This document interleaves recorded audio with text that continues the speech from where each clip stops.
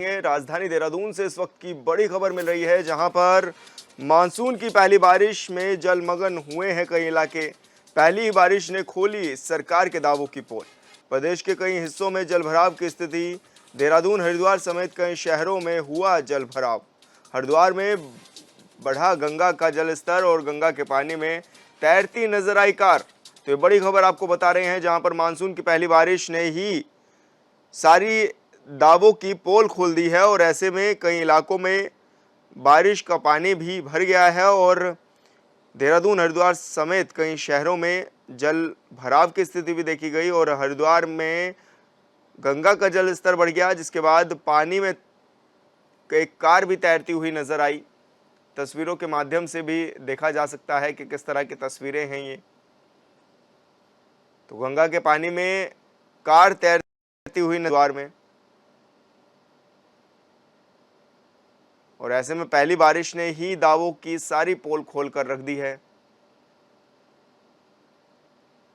तो इस बारिश को आफत की बारिश भी कहा जा सकता है, क्योंकि जिस तरह से देखा जा रहा है, तस्वीरें सामने आ रही हैं कि गंगा का जलस्तर एक बार फिर से बढ़ा है। मानसून अपनी दस्तक दे चुका है उत्तराखंड में और उत्तराखंड के कई इलाकों में भारी बारिश जारी है।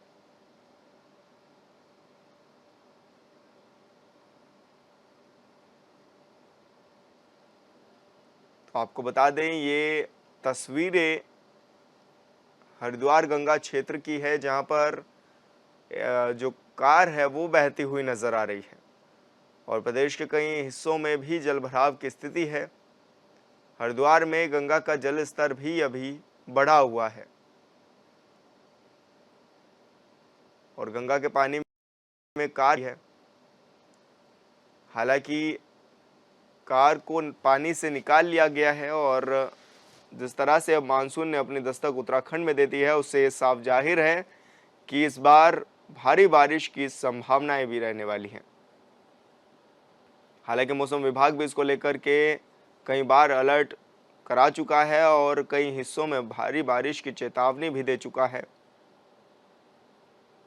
और उसके बाद की ये तस्वीरें सामने आई हैं, जहां पर हरिद्वार में गंगा में कार बहते हुए नजर आ रही है। उत्तराखंड में मानसून अपनी दस्तक दे चुका है और पहली बारिश ने सरकार के दावों की पोल खोल कर रख दी है।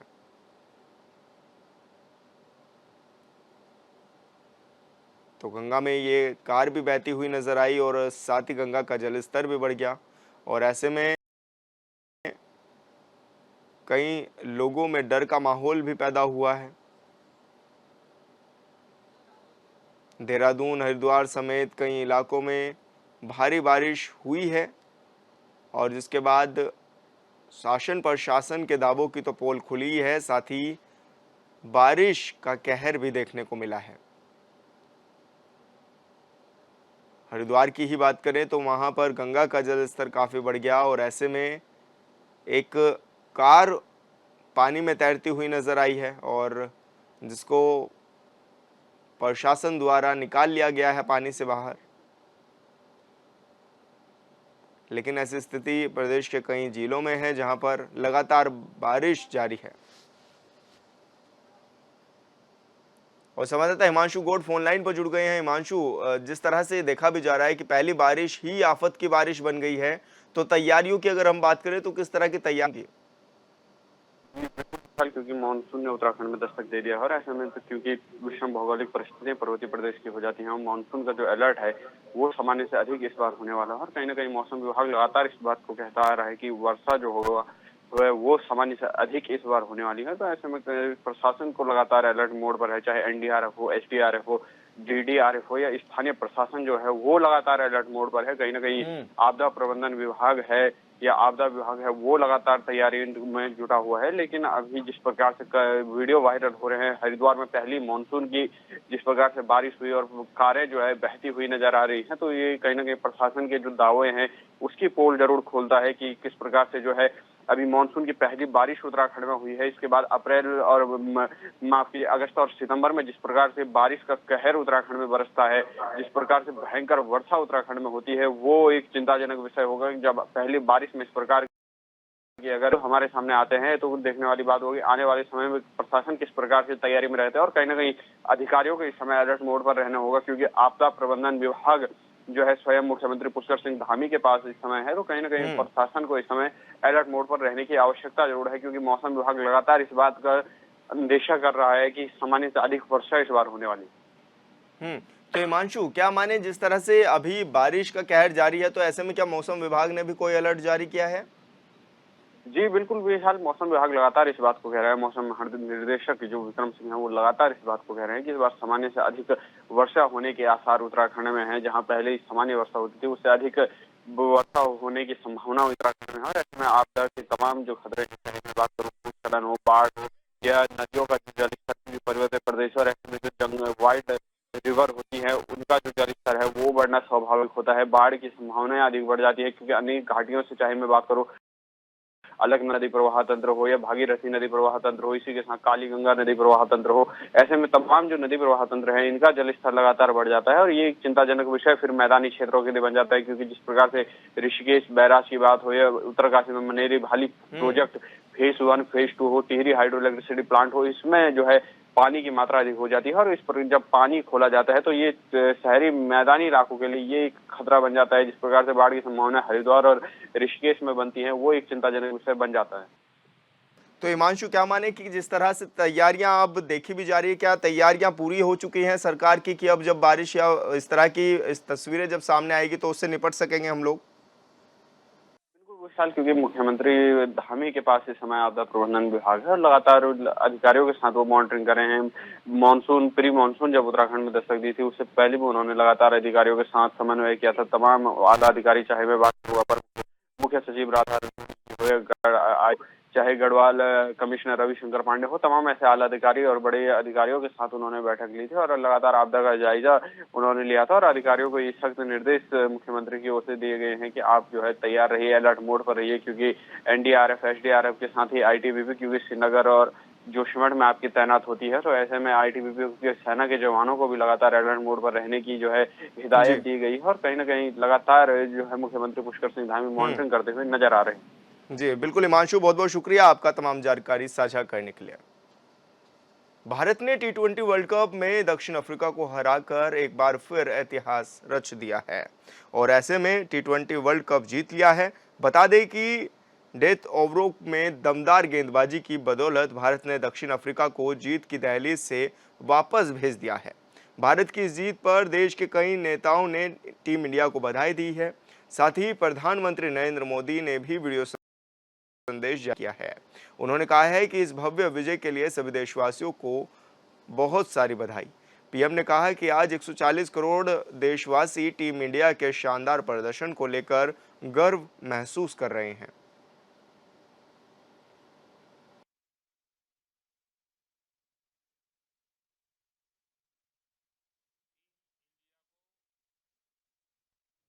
इस भव्य विजय के लिए सभी देशवासियों की तरफ से बहुत बहुत बधाई। आज 140 करोड़ देशवासी आपके इस शानदार प्रदर्शन के लिए गर्व अनुभव कर रहे हैं। और लखनऊ से बड़ी खबर मिल रही है। 1 जुलाई को मनाया जाएगा अखिलेश का जन्मदिन और पूरे प्रदेश में समाजवादी पार्टी लगाएगी पेड़। 1 जुलाई से 7 जुलाई तक लगाए जाएंगे पेड़। अखिलेश दिन के अभियान की शुरुआत पेड़ लगाने से की जाएगी और 1 जुलाई से शुरू होगा वृक्षारोपण अभियान। प्रदेश के हर गांव में लगाया जाएगा एक पेड़। तो बड़ी खबर आपको बता रहे हैं, जहां पर 1 जुलाई को अखिलेश यादव का जन्मदिन पूरे प्रदेश में मनाया जाएगा और इसी के साथ ही समाजवादी पार्टी ने एक योजना ये बनाई है कि वो उस दिन गांव से लेकर शहरों तक पेड़ लगाएंगे और 1 जुलाई से 7 जुलाई तक ये कार्यक्रम चलेगा। इस दौरान अखिलेश यादव के जन्मदिन के अभियान की शुरुआत 1 जुलाई से शुरू हो जाएगा वृक्षारोपण अभियान।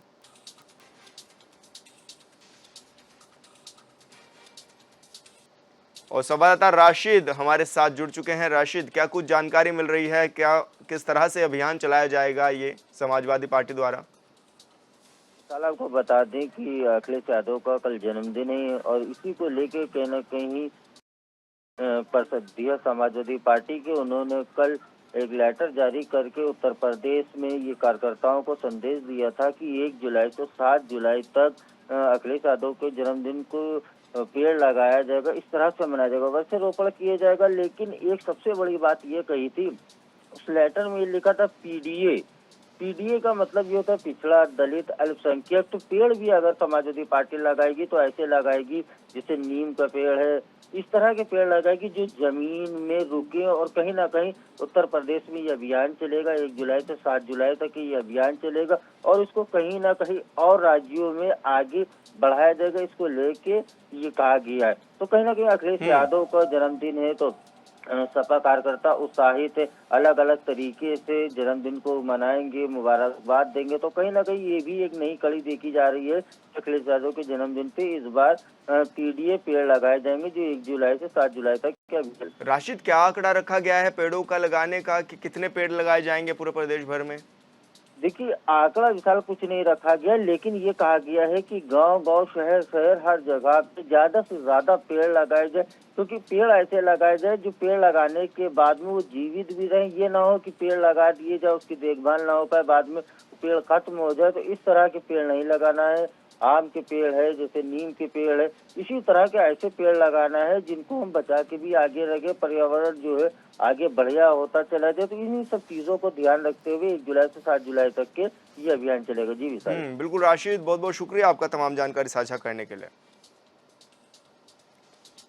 और फर्रुखाबाद से बड़ी खबर, एसपी आलोक प्रियदर्शी ने संभाला चार्ज, पुलिस लाइन पहुंचकर ली सलामी। एसपी की कार्यशैली को लेकर पुलिस विभाग में मचा है हड़कंप। पिछले कई महीनों से चरमराई हुई थी कानून व्यवस्था और चंद दिनों पहले ही सिपाही की थी हत्या। एनकाउंटर स्पेशलिस्ट के नाम से जाने जाते हैं एसपी आलोक। तो बड़ी खबर आपको बता रहे हैं, जहां पे एसपी आलोक ने अब फर्रुखाबाद में पुलिस लाइन पहुंचकर मोर्चा संभाला है, चार्ज उन्होंने ले लिया है और साथ ही उनकी कार्यशैली को लेकर पुलिस विभाग में हड़कंप भी मचा हुआ है। और आपको ये भी बता दें कि पिछले कई महीनों से व्यवस्थाएं कानून की जो थी वो चरमराई हुई थी और इससे पहले ही कुछ दिन पहले ही सिपाही की खनन माफियाओं ने हत्या भी कर दी थी, जिसके बाद अब एसपी आलोक को चार्ज दिया गया है।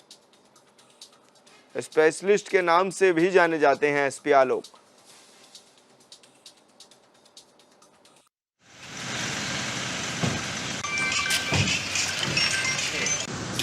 देखिए, शासन के निर्देशों का पालन करना है।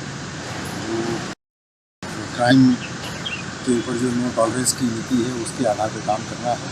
जनपद के जो भी संवेदनशील इशू हैं उनको 1 by 1 एड्रेस करके और स्थिति को नियंत्रण में रखना है और जनता की सुनवाई करनी है और जो भी शासन के आदेश निर्देश हैं उनका पालन करना है।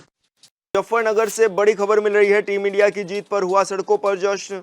हृदय स्थल शिव चौक पर मनाया गया जश्न। भारत की जीत पर जमकर हुई आतिशबाजी, एक दूसरे को मिठाई खिलाकर जश्न मनाया गया। भारत की जीत पर झूमते नजर आए लोग। तो तस्वीरों में भी आप देख सकते हैं कि किस तरह से आतिशबाजी की जा रही है और झूमते हुए लोग नजर आ रहे हैं। तो टीम इंडिया की जीत पर यह सड़कों पर जश्न होते हुए नजर आ रहा है और ऐसे में मुजफ्फरनगर की सड़कों के ये फुटेज है जो हम आपको दिखा रहे हैं, जहां पर मिठाई खिलाकर और नाच गाकर जश्न मनाया गया है।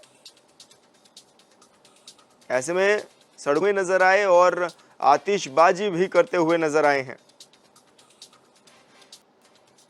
तो बड़ी खबर आपको बता रहे हैं, जहां पर एक दूसरे को मिठाई खिलाकर जश्न मनाया गया है और टीम इंडिया की जीत की खुशी देखी जा रही है सड़कों पर और आतिशबाजी भी इस दौरान की गई है। और लखनऊ से बड़ी खबर मिल रही है, वर्ल्ड कप की जीत के बाद जश्न का माहौल, पूरा लखनऊ भारत की जीत में जश्न में डूबा है और खुशी से सड़कों पर उतरकर भारतीय झूमते हुए भी नजर आए। तो कहा जा सकता है कि टीम इंडिया की जीत पर उत्साहित हैं भारतीय और ऐसे में लखनऊ की सड़कों पर भी खुशी का माहौल देखा गया है, जहां पर स्थानीय लोग सड़कों पर उतरे और आतिशबाजी की गई, मिठाई खिलाई गई, तिरंगा फहराया गया और टीम इंडिया को बधाई दी गई। साथ ही खुशी देखिए किस तरह की खुशी है, किस तरह से आतिशबाजी कर रहे हैं, किस तरह से डांस करते हुए नजर आ रहे हैं लोग। और वर्ल्ड कप की जीत के बाद का ये जश्न है, पूरा माहौल एक बार फिर से खुशनुमा दिखाई दे रहा है, जहां पर बड़ी संख्या में स्थानीय लोगों ने सड़कों पर उतर करके डांस किया और आतिशबाजी की, साथ ही म्यूजिक बजाया और तिरंगा भी लहराते हुए नजर आए हैं।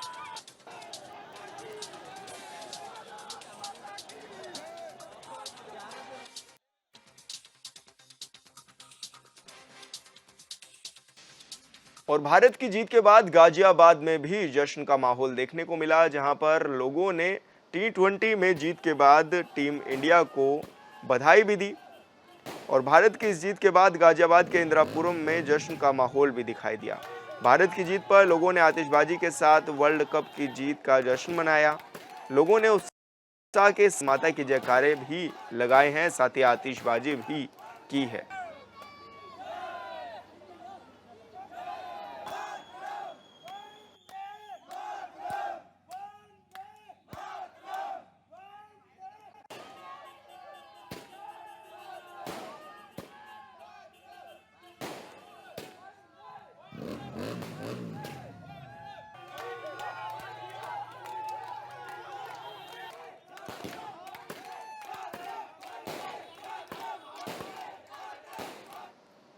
कन्नौज के जीटी रोड पर मंत्री ने निरीक्षण किया है और इस दौरान जब मंत्री निरीक्षण के लिए पहुंचे तो उन्होंने कई तरह की खामियां भी पाई।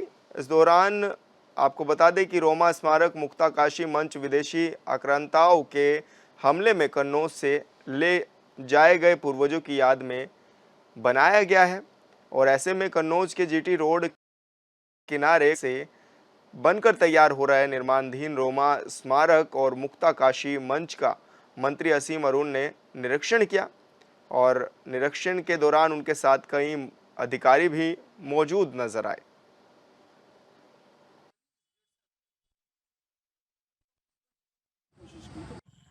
प्रधानमंत्री मोदी जी ने कन्नौज को एक सौगात दी है।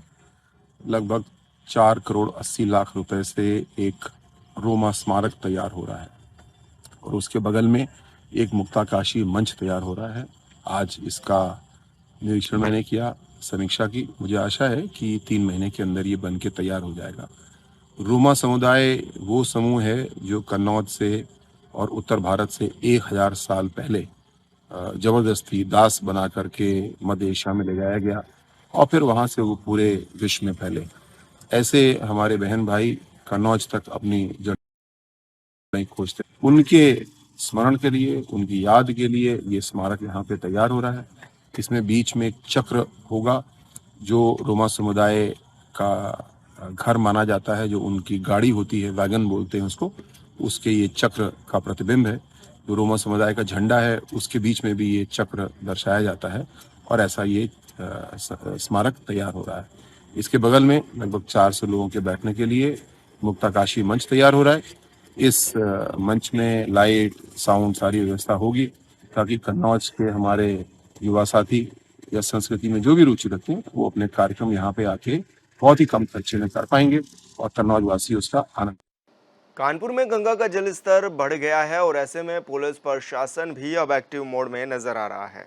देर रात पुलिस कमिश्नरेट के डीजीपी सेंट्रल RS गौतम ने अटल घाट पहुंचकर गंगा नदी का निरीक्षण किया। मीडिया से बातचीत करते हुए डीसीपी गौतम ने बताया है कि गंगा कटरे और गंगा बैराज में सभी को सतर्क रहने के निर्देश दिए गए हैं। पुलिस बल को लगातार निगरानी के लिए भी लगा दिया गया है। नवाबगंज और कोहना थाने की पुलिस भी पेट्रोलिंग लगातार करती हुई नजर आ रही है।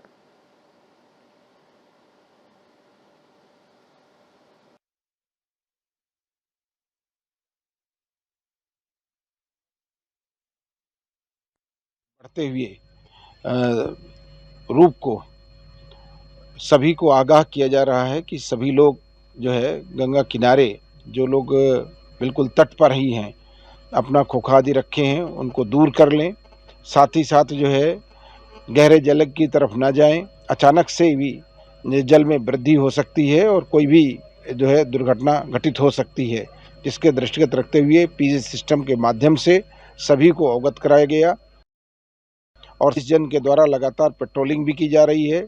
सभी जो हमारे गोताखोर हैं, हमारे नाविकगण हैं, और इनको भी अच्छे से अवगत करा दिया गया है, जिससे कि जो है गंगा जी के दोनों तरफ जो है, चाहे अटल घाट हो, चाहे परमठ घाट हो, भैरव घाट हो, सभी घाटों पे जो है किसी प्रकार की कोई कैजुअल्टी ना हो और बहुत अच्छे तरीके से जो है लोग अपने अपने गंतव्य को जा सकें। और लोग स्नान में विशेष रूप से सावधानी बरतें, गहरे जल की तरफ बिल्कुल ना जाएं। अचानक से ही बढ़ोतरी हो सकती है और कोई भी दुर्घटना घटित हो सकती है। इसको दृष्टिगत रखते हुए पहले से ही पूर्णतया सभी घाटों पे मुनादी करा दी गई है। पीए सिस्टम के माध्यम से लोगों को आगाह भी किया जा रहा है।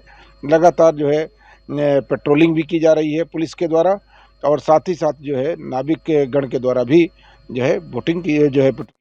कानपुर में हुई 2 दिन की बारिश ने नगर निगम की पोल खोल करके रख दी है। अब ऐसे में जहां लगातार बारिश भी है तो वहीं जगह जगह जलभराव होने की वजह से लोगों को भी काफ़ी परेशानियों का सामना करना पड़ रहा है। वहीं किदवाई नगर क्षेत्र में स्थित दक्षिणेश्वर मंदिर और शनिदेव मंदिर में भी गंदे पानी बढ़ गया है, जिससे लोगों को परेशानी हो रही है। इसकी शिकायत नगर निगम के करने के बावजूद भी अभी तक समस्या का कोई हल नहीं हो पाया है। बताया गया है कि हाल ही में कानपुर की महापौर ने आपातकालीन बैठक भी बुलाई थी, जिसमें सभी अधिकारियों को 72 घंटे की मोहलत दी गई थी कि शहर के अंदर कहीं भी किसी भी तरह का जलभराव ना हो। लेकिन जोन 3 के अंतर्गत आने वाले सभी क्षेत्रों में भारी जलभराव की स्थिति देखने को मिल रही है।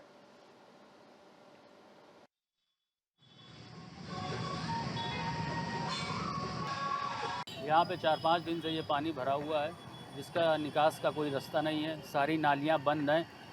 नगर सफाई के नाम पे खाली खाना पूर्ति करता है। इस नरक के पानी में लोगों को, भक्तों को मंझा के बाबा के दर्शन करने जाना पड़ रहा है। ये एक दक्षिण का स्तंभ है शनि मंदिर, और यहाँ पर ये हाल है। कानपुर में एक नाबालिग बच्चे के अपहरण का मामला सामने आया है, जहां पर पुलिस प्रशासन को भी इसकी शिकायत की गई है, जिसके बाद पुलिस ने सर्विलांस और ह्यूमन इंटेलिजेंस की मदद से अपहरणकर्ताओं की लोकेशन ट्रेस की है और बच्चे को चिरान गांव से घायल अवस्था में बरामद भी कर लिया। बताया गया कि पीड़ित परिजनों को अपहरणकर्ताओं ने बच्चे की हत्या कर शव गंगा बैराज में फेंक देने की धमकी दी थी।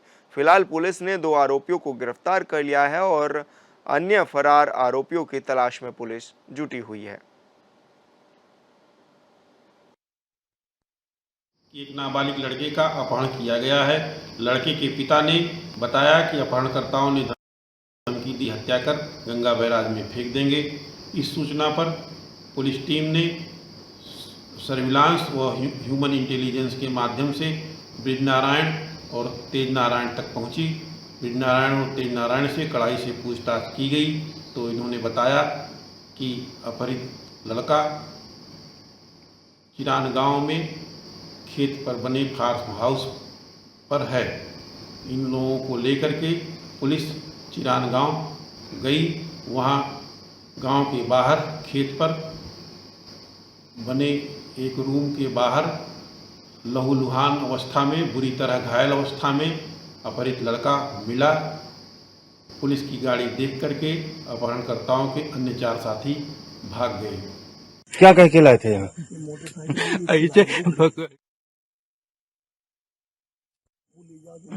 हम सिंहपुर के यहाँ पे आए थे, फ्रेंड से मिलने अपने जा ही रहे थे। कई बजे करीब? कौन फ्रेंड? अभी नाम बताओ फ्रेंड का। नयन। उससे मिल लिए थे नयन से? नहीं, पहुँच नहीं कहाँ पे पाए मिलने आए थे? किस जगह? वो वहाँ पे रहता बैकुंठपुर के वहाँ अंदर। कितने लोग तुम्हें लेके आए वहाँ से? वहाँ पे 4 लोग थे। काहे से लेके आए? बाइक से। कौन सी बाइक? एक ये बाइक खड़ी है। कितनी बाइक? और सब लोग चले गए। उन्होंने मुख्य मांग रखी है कि तत्काल दोषी थाना प्रभारी को सस्पेंड किया जाए, जिसने इस तरह की घटना की। वास्तव में ये जो हुआ है, ये जो कुछ समय से हम देख रहे हैं कि खाली कानपुर प्रदेश में भी अधिवक्ताओं का लगातार उत्पीड़न हो रहा है, और आज वो खुल के सामने आ गया। ये मैं आपके सामने जिम्मेदारी से कह सकता हूँ कि हमारे जो उपाध्यक्ष हैं, ये बैजनाथ निषाद जी, इनकी मैं जुम्मे ऐसा शिष्ट सभ्य व्यक्ति